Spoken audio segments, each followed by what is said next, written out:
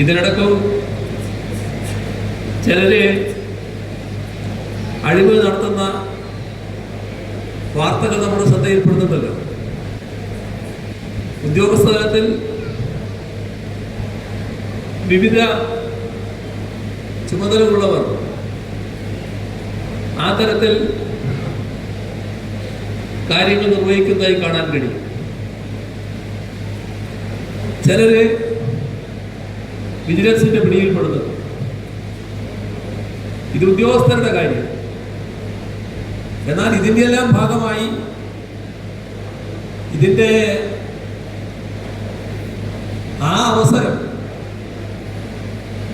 അതൊരു സുവർണാവസരമായിട്ടാണ് അവർ കാണുന്നത്. ആ അവസരം നഷ്ടപ്പെട്ടവരുണ്ട്. ആ നഷ്ടപ്പെട്ടവരെ എങ്ങനെയെങ്കിലും ഈ അവസരം ഇനിയും ലഭിക്കണം. അപ്പൊ അതിനുള്ള അവസരം തിരിച്ചു പിടിക്കണം എന്ന് ചിന്തിക്കുന്ന നിലയിൽ വരുന്നുണ്ട്. അഴിമതിക്കെതിരെയുള്ള നിലപാട് എന്നത്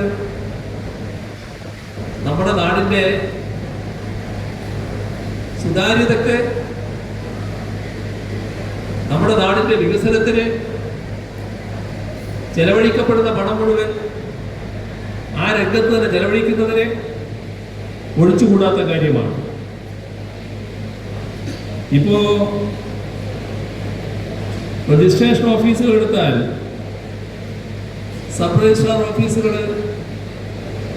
വലിയ തോതിൽ ജനസൗഹൃദമായി മാറിയിരിക്കുകയാണ്. എനിവേർ രജിസ്ട്രേഷൻ എന്ന സംവിധാനത്തിലൂടെ ഒരു ജില്ലയിലെ ഏത് സബ് രജിസ്ട്രാർ ഓഫീസിലും ആധാർ രജിസ്റ്റർ ചെയ്യാനുള്ള സൗകര്യം ഇന്നുണ്ട്. മുദ്രപത്രങ്ങളുടെ ലഭ്യത കുറവ് കരിഞ്ചന്ത അവസാനിപ്പിക്കാൻ ഈ സ്റ്റാമ്പിംഗ് നിർബന്ധമാക്കി. അപ്പോൾ വസ്തു രജിസ്ട്രേഷൻ നടപടികളിലെ സുതാര്യത വർദ്ധിച്ചിരിക്കുകയാണ്. ഇപ്പോൾ പോക്കുവരവ് നടപടികൾ പോലും രജിസ്ട്രേഷൻ വകുപ്പുമായി ഏകോപിപ്പിച്ച് ഓൺലൈനായി നടക്കുകയാണ്.